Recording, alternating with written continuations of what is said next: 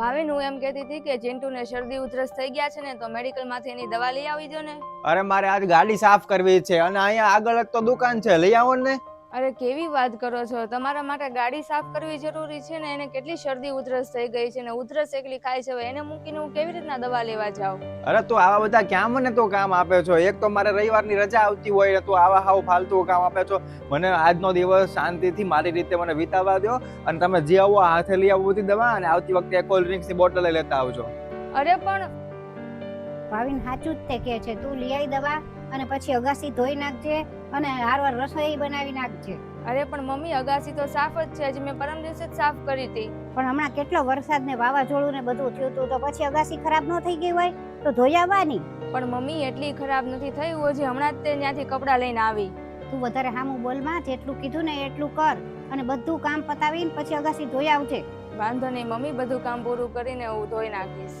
અરે સર, મારે પૂરો પગાર હતો ને ત્યારે માંડ માંડ આ મહિનો નીકળતો હતો. હવે હું અડધો પગાર તમે આપશો ને કેવી રીતના હું આ મારું ઘર ચલાવીશ?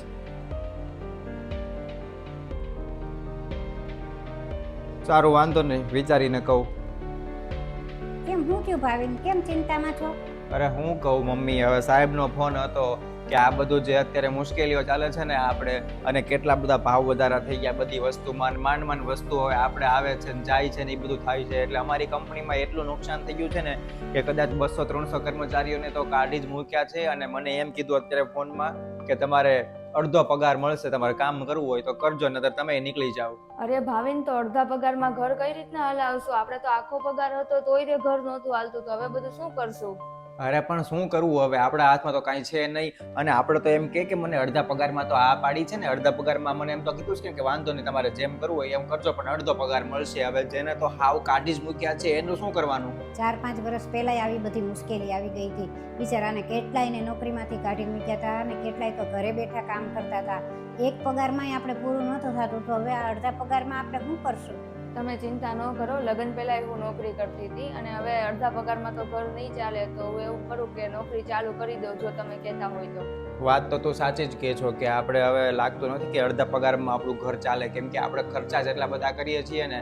હવે પણ મને એ પણ ચિંતા છે કે પાછું તું અત્યારે નોકરી મૂક્યા ને ઘણો ટાઈમ થઈ ગયો, તો હવે તને પાછા નોકરીએ લેશે? અરે તમે ચિંતા ન કરો, લગ્ન પહેલા હું જે કંપનીમાં જોબ કરતી હતી ને એના જે મેડમ છે ને એ મારા ટચમાં છે. તેણે કીધું છે કે વેકેન્સી છે, તો અપ્લાય કરી દઉં છું, કદાચ મળી જાય તો.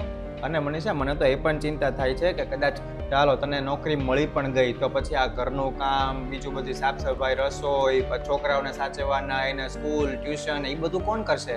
એની તું ચિંતા કરમાં, ઘરનું કામ બધું હું કરી નાખીશ, છોકરાઓને હું સંભાળી લઈશ. પણ અત્યારે પૈસા મહત્વના છે, પૈસા હશે ને તો આપણે કામ લાગશે. અરે મમ્મી, તમે એટલું કીધું ને એ જ ઘણું છે. હું વહેલા જાગીને બધું કામ કરી નાખીશ અને નોકરીએથી આવીને બધું કામ કરી નાખીશ. તમે ખાલી છોકરાને સાચવજો. ભાવિન, હું ફટાફટ મેડમ સાથે વાત કરી લઉં અને કાલે મળી આવું. મમ્મી, મારે ઓફિસે જવાનો ટાઈમ થઈ ગયો છે, તો હું જાઉં છું. હા હા, જા તું તારે, ઘરની ચિંતા ન કરતી, હું બધું કરી નાખીશ. ઊભી રે મનીષા, એક કામ કર, હું તને ઉતારતો જાઉં, કેમ કે મસ્ત તારી ઓફિસ મારી ઓફિસની આગળ જ છે, તો કઈ પછી રસ્તામાં આવે ખોટો ડબ્બર આપણે ખર્ચો કરવો. હા, વાંધો નહીં. હા હા, ના ના, કાલે સમયસર આવી જઈશ. Thank you. અરે વાંધો નહીં, થેન્ક યુ. આવી ગયો ઓફિસથી? અરે મમ્મી, આજે એક ખુશ ખબર છે. મને છે ને મારા જે સાહેબ હતા ને એમના એક ભાઈબંધ સાથે એમને વાત થઈ, તો એમની કંપનીમાં વાંધો નથી અને એમની કંપની ચાલુ જ છે અને ત્યાં મારે જેવા એમ્પ્લોયની જરૂર છે. તો સાહેબે મને ત્યાં કીધું છે કે તમે ત્યાં જતા રહ્યો અને મને આનાથી નહીં વધારે પેમેન્ટ મળવાનું છે. સારું, લે, ભગવાનનો આભાર, તને સારી નોકરી મળી ગઈ. હા મમ્મી, હવે કાંઈ ચિંતા કરવાની જરૂર નથી આપણે. લે, આવી ગઈ મનીષા? ભાવિન, તમે રોજ આ ટાઈમે ઘરે આવી જાઓ છો, તો મને સાથે લેતા આવતા હોત તો. અરે હું તને લેવા કઈ રીતે આવું? તને લેવા આવવા માટે 2 કિલોમીટર મારે ફરવું પડે, એની કરતા તારે બસમાં કે ઓલામાં રિક્ષામાં આવી જવાય ને. અરે પણ તમને ખબર તો હોય છે કે ઓફિસ ટાઈમ હોય છે તો બસમાં જગ્યા નથી મળતી, ઊભા ઊભા આવવું પડે છે. તારાથી નોકરી ન થતી હોય ને તો રેવા દે, ન કર નોકરી.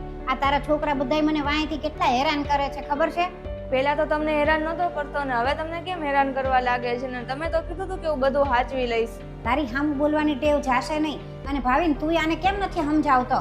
મનીષા, તારે સામું બોલવાની જરૂર નથી અને તારે નોકરી કરવાની કાંઈ જરૂર નથી, કેમ કે તારા પગારથી અમારું ઘર નથી ચાલતું, મારા પગારથી આ ઘર ચાલે જ છે. લોકો સાચું જ કહે છે કે જ્યાં સુધી માણસની જરૂર હોય ને ત્યાં જ સુધી તેને રાખવામાં આવે છે. પહેલા તમારે મારી જરૂર હતી એટલા માટે તમે મને બધી વાતમાં સપોર્ટ કરતા હતા, અને હવે તમારે મારી જરૂર નથી એટલે પહેલા જેવો તમારો સ્વભાવ થઈ ગયો. હું તો ખાલી તમને એટલું જ કહીશ કે જે તમારા ખરાબ સમયમાં સાથ આપે ને એને કોઈ દિવસ ભૂલવું ન જોઈએ, ભલે તમારો સારો સમય હોય, કેમ કે ખરાબ સમય આવતા વાર નથી લાગતી.